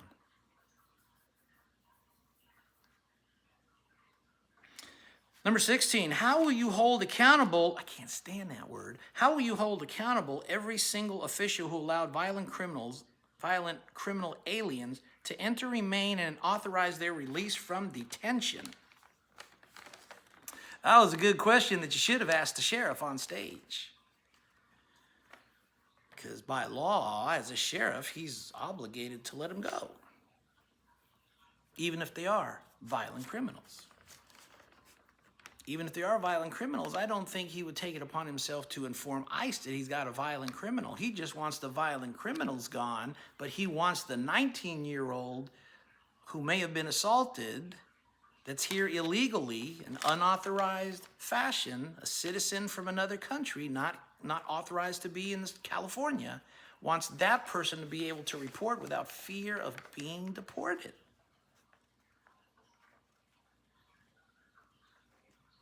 So my challenging question on that stage would have been to Mr. Bianco, are you part of the human trafficking element with that question and that statement? That to keep her here illegally, we want her to make reports of criminal activity so we can keep her here illegally and not tell anybody that?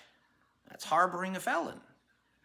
It's harboring a fugitive, harboring somebody that's breaking federal laws.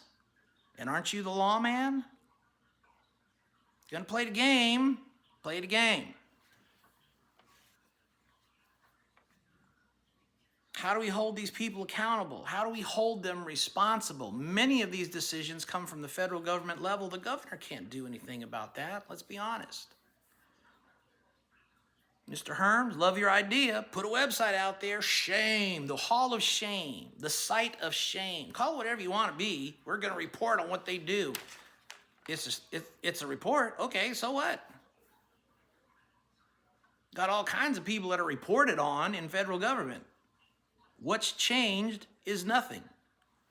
You have a whole bunch of people in the state that you could probably post on for doing the sinful, shameful things they've done for the last 2 years. What's changed is nothing. How do you hold them responsible? If they're sheriffs and they violated federal law when it comes to immigration, woo, that's going to be a good one. I'd like to see that button pushed, Mr. Bianco. Because what you were squirreling to say without saying it was amnesty. That's what you're about. I'm not. Supporting ICE agents? You don't want to support ICE agents. You're making platitudes and excuses about Prop 54, SB 54, and state law and sanctuary state status. Oh, as governor, you'll fix that, but that's not what you've said in your other past interviews. You're okay with it. You want them modified, but you don't want them removed because you want to see the non-criminal, illegal element stay and just remove the criminal element, the percentages. You want them gone.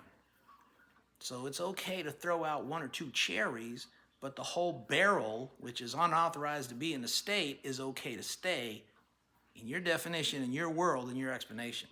You want amnesty, sir. Call it what it is. That's that woodshed thing again. That's a hell of an item, isn't it? That's what we're going to do. Any state official, we're going to start looking at those, and we're going to see the severity of what's happening with their decision-making, starting with DMV. Are there any candidates talking about the DMV debacle that we've seen since August of last year? Not a one. Nobody on that stage. Not a Hilton, not a Bianco, not a Serpa, not a Mercury, not a Lewis. Nobody talking about that issue. But I have. Nobody has addressed the California over-the-road driver's license debacle that we face since that accident in August. They kicked it all off, but I have. Personally wrote to Mr. DeSantis, please give me the opportunity as governor to fix that problem before it gets out of control and becomes a larger problem. Lo and behold, 5 months later, where are we today, ladies and gentlemen? $160 million getting ready to be withheld by the feds, or is that billion? I think it was million. Because of our transportation illegalities in the DMV, giving over-the-road licenses to those very people Mr. Bianco wants to shield and hide, unauthorized foreign nationals of other governments here illegally in our state. They haven't done anything wrong. They're just driving. Car crash. Little girl got mangled in a car crash. Her family not knowing if she was going to die from 1 minute to the next. Did any of those candidates say anything about that? Not a one. Any other candidate, even from the Democrat side? Not a one. But I did. Wrote to that family. Dana Perino sent the letter to her on behalf of the family, on behalf of the state of California, for our F-up. The Marine, mangled, fighting for his life, amputated already. Military career, gone. Because of an accident from an illegal driver with a phony-ass, pardon my French, with a phony driver's license. Wife in a wheelchair. Anybody contact that family? Not a one. Hell, our own government didn't even do that. Our sorry governor couldn't even bring himself to do that. On those two examples I gave you, the governor of California has not yet, to my knowledge, contacted those families, but I did. On behalf of the citizens of this state, I apologize emphatically for the F-up our government has caused, for the failure for them to address it, and for the games they continue to play over it. That's what I've done as governor. You've gone around a lot of places, Mr. Hilton, but you haven't done that. Haven't addressed a thing, have you? Because it didn't show good for you at the moment. I've written to those people. And except for the fact that I don't know them personally and I can't get their information that freely because I got to go through third-party channels, and I don't have the authority to get it unless they present it to me, I've contacted them through X. I contacted them through Ms. Perino. I've contacted them through Ms. Amy, the podcaster, the poster that goes on Twitter, and made the story and brought this to the forefront when the wife could finally physically get around to talking about it. Leo Naranjo IV reached out because it was the humane thing to do. And as a candidate, governor in this race, a governor candidate for this race, it was the right thing to do. Not for politics, but that's one of the jobs. That's one of the things that goes with the job as well. When you make a boneheaded mistake to that degree, severely impacting the state, you're accountable, as you people use that word, and responsible for the actions of others. Your DMV reeks with corruption, and I'm going to fix it. First thing I'm going to do is sack that SOB in charge of it.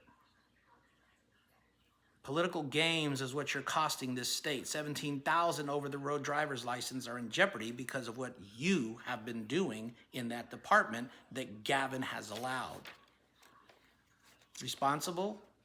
Darn Skippy, we're going to have some investigations into Mr. Newsom's activities while he was governor in this state, as well as Mr. Bonta, the AG, running interference for him. And that little debacle down in Oakland, everybody else might be forgetting about, but I haven't. That little debacle down in Sacramento County and Department of Human Assistance, the welfare office, that little debacle might have been forgotten by everybody, but it hasn't slipped past me.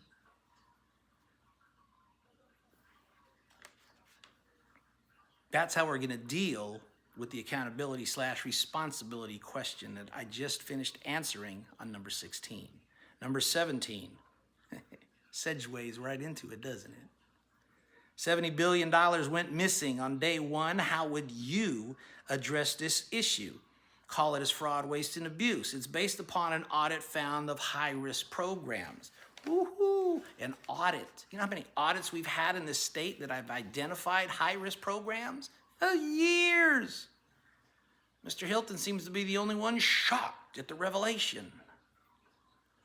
Everybody else has some interesting platitudes. Need to do an audit in Riverside County Sheriff's Department down there to find out why we went from $250 million a year budget to $1.2 billion, and how his pay was shot up to $625,000 a year, Sheriff. And how are you campaigning, sir, when you should be on the job as a sheriff? I understand you got exception to policy. Is it lawfully okay to do what you're doing? More than likely. Is it morally okay to do what you're doing? No. Does it look like it's corrupting what you're doing? Yes. Want to have that talk behind the woodshed? Sure, we can go have that talk all day long. We're doing it right now, as a matter of fact. Because I'm going to give you what you asked for if I'm elected governor, the audit of your county to find out what the hell you've been doing as sheriff and what your brother's been doing on the court bench back to the family judicial system. Mr. Hilton and his platitudes of whatever plan he's been working on for the last 3 years, 4 years, 5 years, you just got here as a citizen, but you got plans on how to fix this state after destroying or helping facilitate the destruction of England. Not in California, sir. Not on my watch. How are we going to address that? I've worked in the welfare system for 11 years. I know all kinds of stuff of what they've been doing and the programs they've been doing it in. You're aware of the programs because somebody told you about them. But you seem to not know how they work. You want to instill California audits on a federal program. Good luck with that waste of time, because that'll never happen. You want to gut federal/state programs that are intertwined, CalWorks. Good luck with that, because that's probably not going to happen either. And Medi-Cal, nobody has yet given me the opportunity to respond. Excuse me, let me rephrase that question. Strike that. Nobody has yet responded to the assertion of the following question. How do you know how many illegals are in the program when you cannot ask a person their status as a citizen when they apply to the programs? That fact I know because I've worked them. If you know that they're in Medi-Cal illegally, then you already have the information of where they live to provide to the feds to help remove them from our state and the rolls. Unless you're playing games and platitudes. I'm not for that. EDD has lost us $35 billion in overpayments during the COVID debacle. First thing we're going to do in addressing this question and answering it, we're going to get rid of that manager. We're going to get rid of that director. We're going to get rid of a lot of his underlings and staffing. We're going to get rid of some of those supervisors that facilitated that debacle, and any employees with their hands in the cookie jar are gone too. We're going to tighten up the rules for that entire department to ensure that doesn't happen again. The mandate for the new staff levels that are going to be at EDD is under the following. you have to get 75% upwards of that money back for the citizens of this state that you screwed around and lost during COVID. Every 6 months, no, every 3 months, yes, you're going to give me a report on your status. If you're not accomplishing that goal, get ready to be either reduced in grade or released from service. But we're going to start to get that money back. NGOs and this homeless debacle crap that we keep hearing about, $35 billion went into that rabbit hole. We're going to go and review those contracts. We're going to look and see what you promised the citizens of this state, not the government, not Mr. Newsom, not his benefactors, the citizens of this state. And you better have a plan that shows what you've accomplished. And it needs to be legible and readable to the average Joe Blow. What does that mean for you? I don't want to hear corporate language BS. You got $5 million. What'd you do with it? What was the outcome? Did you meet your expectations? You can walk away clean with the money. If you got $10 million, you were supposed to build 5,000 homes, you only built 500. You were supposed to help 1,000 people, you only helped 20. You owe us some money back, and I'm going to be going after it to reclaim it for the citizens of this state. Does that mean that your NGO will be crushed? Probably. But then you'll also be on charges of embezzlement, maybe fraud, and anything else that we can judicially find to charge you with. I'm not horsing around. You want to take somebody behind the woodshed? Here we go.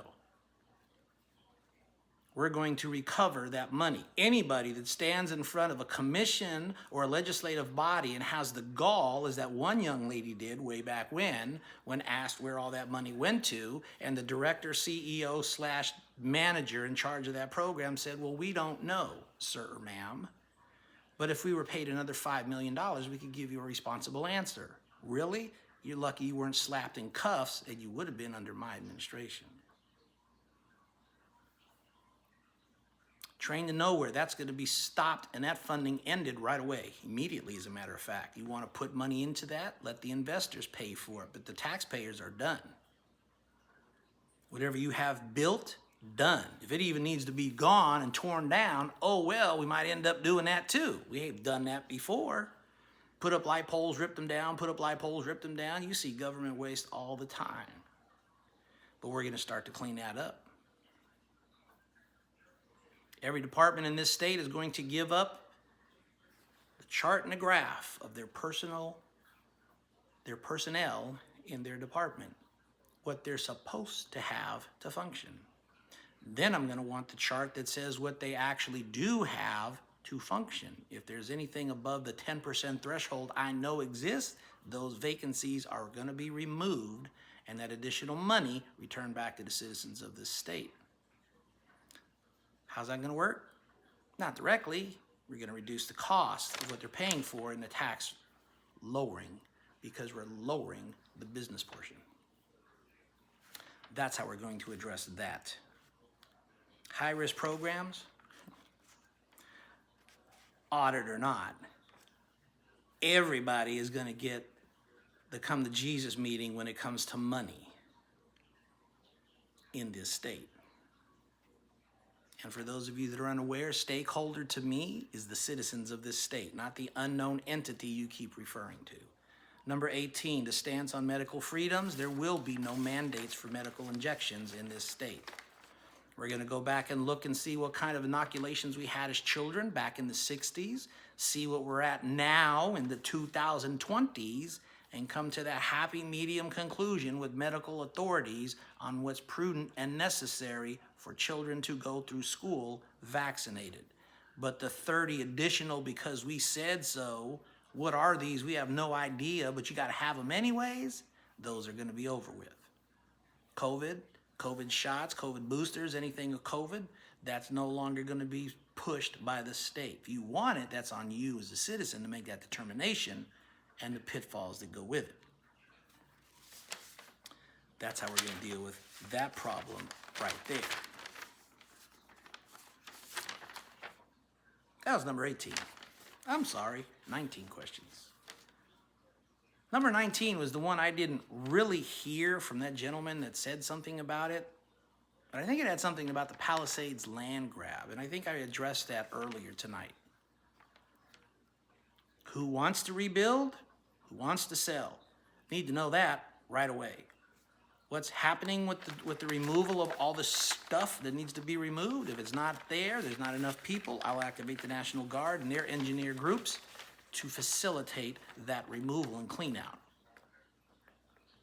We don't have enough people to build. We're going to start relocating some of our Northern California folks to the south to help facilitate, because you guys got warmer weather than we do up here. And if we have anybody not working, there you go. Opportunity. There will be no land mandates or housing mandates because it's a corridor of travel. Somebody brings that number of the SB back up to me, we're going to suspend that one too and relook at it. And then it might need to be retooled. Remember what I said. You want to force housing on a community, here's what I'm going to force you to accept. You still want to build? Because as soon as you say no, you owe that community money for the tribulations and trials you put them through to make that mandate via the government. That's allegedly blackmail that I see. You call it something else, but that's what it was, putting the squeeze on communities for your profit. People want to sell, that's on them. People want to rebuild, that's what I want to have happen down there. Why do we have a problem with the permits? I'm going to go down there and find out as governor. And whoever's mayor, whether it's Bass or Pratt, same question will be presented to both of you as it applies. Why the hell is this taking so long, and what's the holdup on the permits? If I have something other than a responsible type of an answer, then we're going to cut loose with the state mandate right away. Those people that want to rebuild, that have signed up and stated, I want to rebuild, will be granted a permit from the state level under executive authority if need be. I'll work with you, but you better have some damn good reasons why I'm having to drag you forward instead of you walking on your own. Like that dog that doesn't want to go outside and you want to take them outside and they just lay there like a dead heap. That's what I'm talking about. So ladies and gentlemen, that's Leo Naranjo and his Real Talk Gubernatorial Forum for you. And for those of you listening and watching for the other campaigns, because you got another one coming up on the 15th of January, as a matter of fact. Those are my responses to the questions. For the candidate number that was limited, I'm presuming because of space and functional control. Are those the only people running for the governorship of California on that stage? No, they're not. Were there only 2 candidates on that stage? No, there were not. There were 5. Are there other candidates in the race? On the Republican side, at least 20 some odd. On the Democrat side, at least 20 some odd. By last count, I think the number is around 75 plus candidates. A few people have joined in. What does that mean for you as the party? How do we get these people out so we can push the 2 that we've declared you're going to vote for or have an opportunity to vote for? And then we're going to pretend to call it a choice. We've blocked out the media from talking to grassroots candidates, but I'm looking at the propaganda pieces coming from the party about doing what? Supporting grassroots candidates, supporting grassroots organizations, supporting Republicans running for office, which is why we have so many Republicans not running assembly races. I want to point out a little nuance in case you missed it, because I came from the military intelligence portion of my training for the first 1.5 years of my 15-year career in the Army.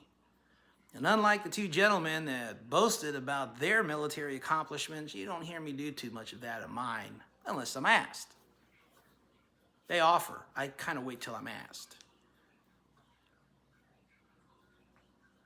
Mr. Mercury, congratulations. First time I ever heard you Ever heard you say that story about being on a helicopter stopping a missile? That's pretty impressive. Tours, you went to 2 locations. It's pretty impressive too, but I think that you only served about 4 to 6 years. And I believe it was 4. That's a tour. Where you went were duty locations. Clarify. You were an instructor. That's what you said.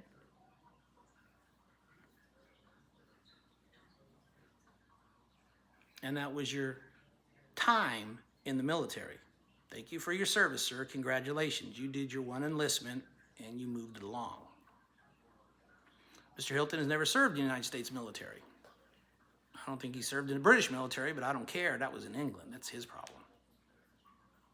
But you, sir, have Hungarian ethnicity and you were born in London, England. You're a Brit, British, Englander, however you want to call that. You relocated to America to become a citizen. The question is whether or not you officially, not by word of mouth, officially renounced your British citizenship. Heard you say it last year in April, then heard rumor that you officially did it in November because that conversation was getting brought up at the federal level to exclude dual citizens from U.S. office. Have you ever held a U.S. government job like I'm asked? No, you have not. Have you ever received a top secret U.S. clearance from federal authorities of the U.S. government? No, you have not. I have. 14 years I held it. Mr. Serpa likes to brag about his military combat experience as a Marine machine gunner. But he sometimes fails to remind people about his feelings towards the enemy he was directed to fire upon. And in his own words earlier in the campaign, he felt more in kind with them than the people giving him the orders. Idiots and incompetents and derelicts, I think he said. Machine gunner to me is a private first class in the Marines, PFC, Lance Corporal maybe, or an E4 specialist in the Army equivalent. You did a term of service, 1 enlistment. Thank you for your service. I've known people that did 3 back-to-back tours overseas in the combat zone. The son of one famed Deborah Johns way back when it was hyped up about her son volunteering to go back and serve overseas. He never came back talking about his deference to the enemy, about how he felt a special kinship with them. You have. You might drop out, but you've stated to me in conversation while you kind of went off on me about challenges that I made on you as a candidate, and you went out and said you didn't care about running for governor, lieutenant governor, or secretary of state. You didn't even care about winning. This is the behind the shed portion of this video in response to those questions. And if I'd have been on that stage, I'd be having that same conversation. Are you quitting or are you running? And if you are running, why? Very simple. If you don't care for the positions, why are you running? Because you're wasting people's time. I think you're running interference is what you're running.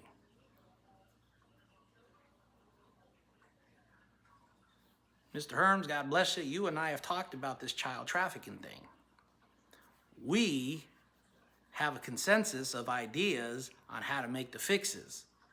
Your experience, my experience, that's 2 counties out of 58. Yes, we both did come to the conclusion it's a horrendous problem throughout this state, not just down south, not just in Sacramento County, throughout the state.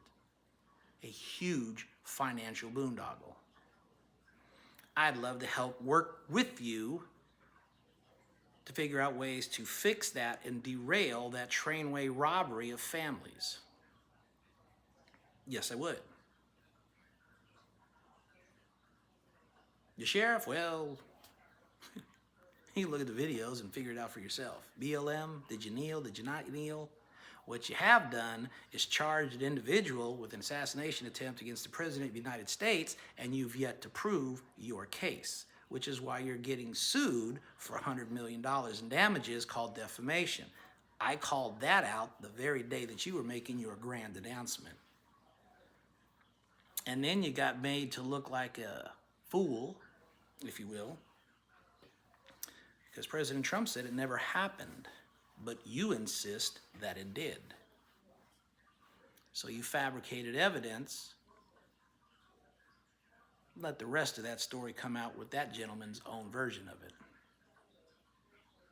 You've stated you'd like to see amnesty for the illegals here in California, exasperating the problem we have by okaying it. You've made statements that you can't do anything with ICE unless you're governor, and then even that's questionable. But we have an old sheriff from way back when, maybe you should read up on him a little bit, called Joseph Arpaio, and what he did with his deputies to deal with the illegal immigration question in his county. That sheriff I respect. You, not so much.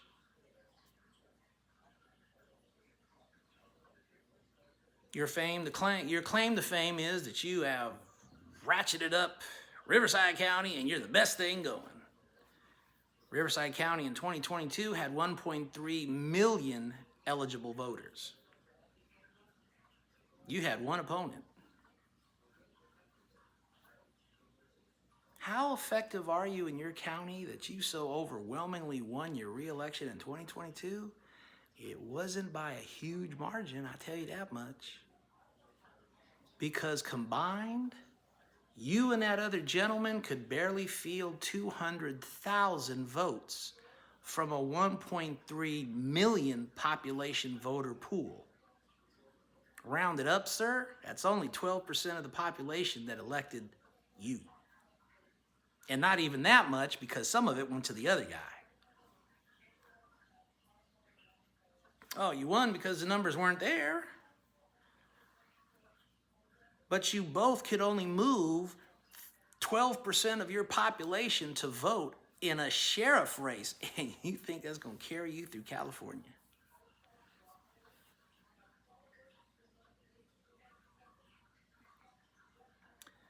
Military intelligence, that's what I started in. Finance is where I ended.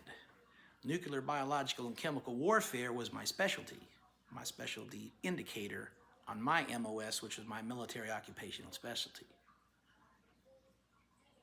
Here's what I got as a departing moment. Here's what I got from that debate. And I want you folks out there in internet land to understand where I'm coming from with this next statement.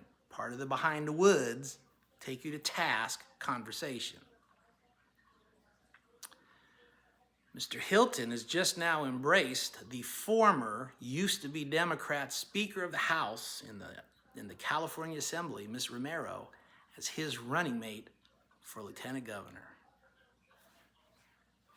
Aren't you impressed? She's on the Republican side now. The very woman that helped usher in most of the problems you folks ask questions on how you're going to deal with as a governor today. She was Speaker of the House, Democrat side. Now a Republican. Political rumors and insiders tell me she couldn't run a race as a Democrat, so she flipped. Did you flip for moral convictions or did you flip for political expediency? Don't talk about rhinos anymore when you keep doing that nonsense of ring around the rosies. But that's what we got, and that's his candidate. That's his running mate. I didn't know that we were in a presidential election, and much less he was running for president. But Ms. Moreno has to do her own thing. Now, you picking her up and endorsing her as your lieutenant governor, as soon as I saw that announcement on X, ladies and gentlemen, that's funny to me. It doesn't do anything for me. I don't have anybody as my opposite number. Got a couple people I like. And one more thing to add on, I've already got an individual that I've got picked out to help us with our problem in California and fire the fraud, waste, and abuse, which is going to come from revamping the IT department. And if I can get that young lady out of federal employment and into state employment, Miss Melissa Jones, she's going to be my IT boss and have my 100% support to fix this state electronically.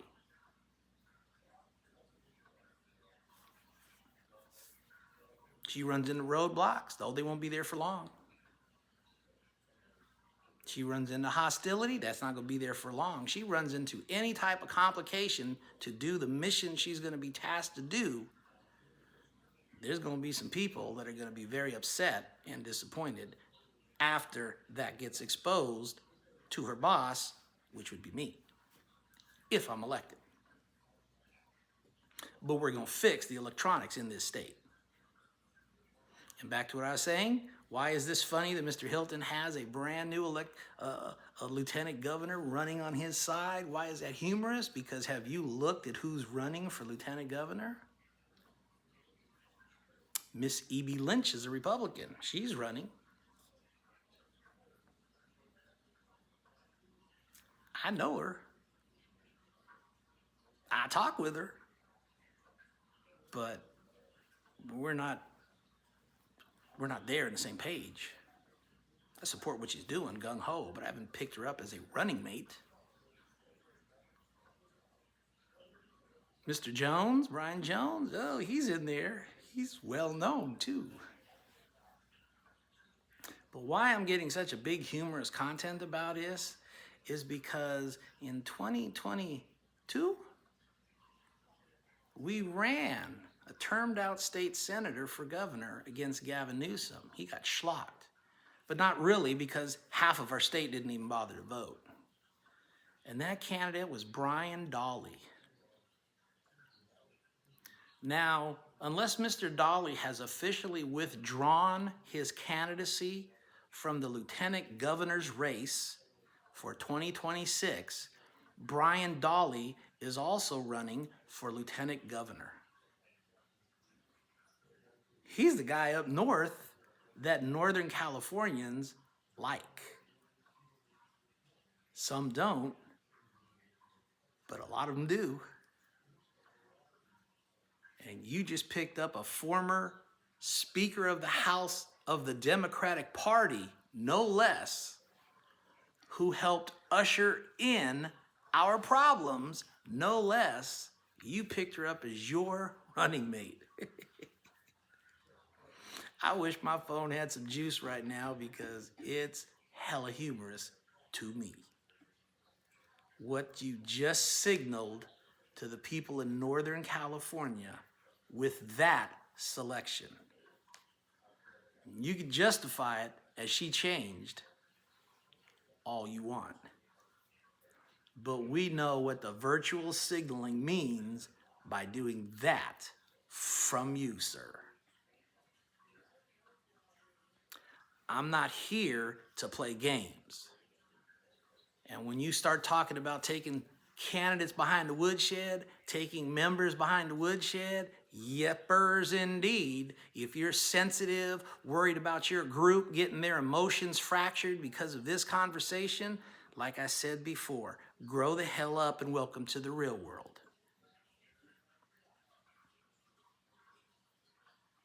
While everybody was worried about the Palisades, I was going after a Minnesota governor for being the abject idiot he was getting ready to put himself in the position of and bring this nation to a point that we haven't seen in almost 200 years. And what am I talking about? Civil war. Because the rhetoric he used at the time of the ICE action which caused that lady's death was very close to seditionist. And asking for other governors to stand with him was very close to sedition and separation by other states. You call it games and just loud rhetoric and hyper noise all you want, because people who don't get it didn't get it.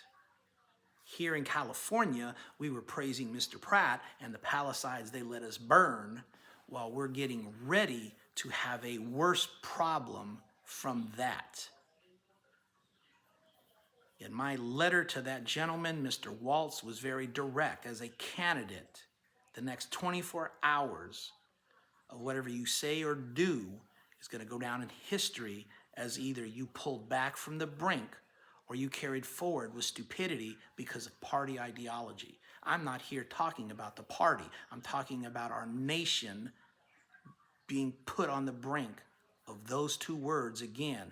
And lo and behold, ladies and gentlemen, a writer from England made the same assertion.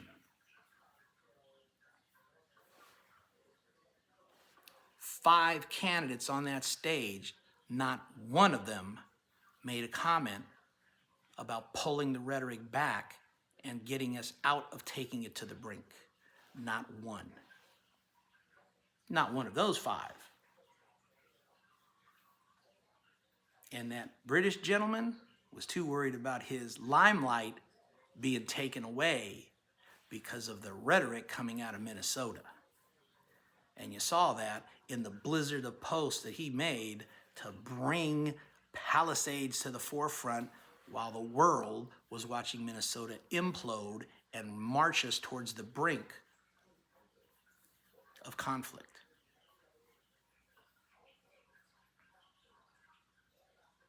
There may be many things that people out there don't think I am worthy of doing. There may be people out there who think I'm not the sharpest, brightest bulb or knife in the tool shed. But what I am is very pointed in what I do and what I focus towards. And what I can also do is project and see things that could impact our state in a negative way, and I've pounced on them to prevent it or mitigate it from the damages. The presidency is no different. I've written to Mr. Trump, and I expressed my concerns and understanding of his disgust with the Democratic Party, and especially Mr. Gino Gavin as its titular head here in California. But when you're talking about withholding federal funds simply because you don't like the man or his politics, after a devastating fire of this state where those funds would be utilized, those people to help them rebuild and recover, we have a problem, and I don't give a damn that you're the President of the United States of the Republican Party in here in this country. As governor, you're screwing my state over because of a personal conflict and political gamemanship. That's what I stood up for. Our other 5, minus Mr. Herms, he doesn't count because he's independent, no party preference. So he gets away from that blistering. What did somebody refer to this as? An attack? Or behind a tool shed ass whipping that the people asked for? He's excluded. The other 4, what have you done? Nothing. What did you do? Nothing. What did you comment on? Nothing.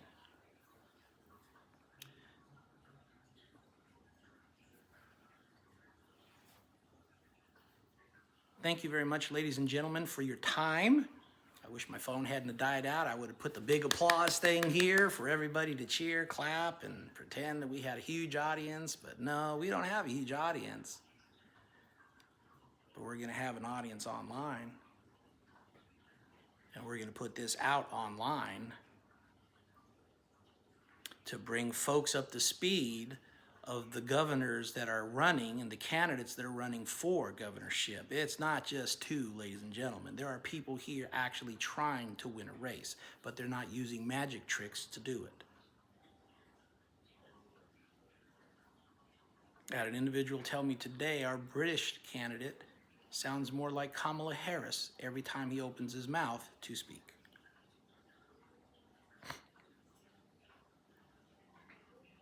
That's behind the woodshed conversation. God bless each and every one of you. Thank you very much for paying attention. Thank you for coming out to the Straight Talk Gubernatorial Forum debate in 2026 here in Sacramento, California. I appreciate all of your support. Chime in, look me up, Leo Naranjo, the number 4gov.com. Help support. Kick in that butt, kick in that 5, kick in that 10 spot, kick in what you could kick in. 1.7 million of you can help me out, put face to this race. Take care.